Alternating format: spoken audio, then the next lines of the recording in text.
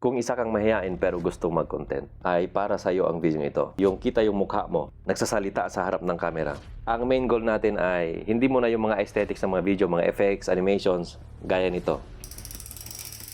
Ang main goal natin ay paano maging komportable sa harap ng camera. Paano maging natural.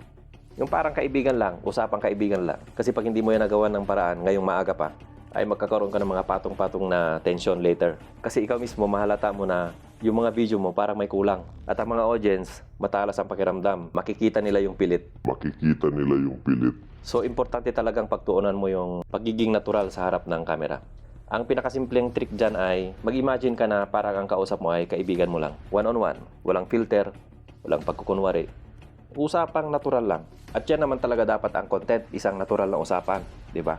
In that way, yung mga audience mo na naghanap talaga ng isang dadamay o kaya sasagot sa problema nila, ay mararamdaman nilang natutulungan mo sila.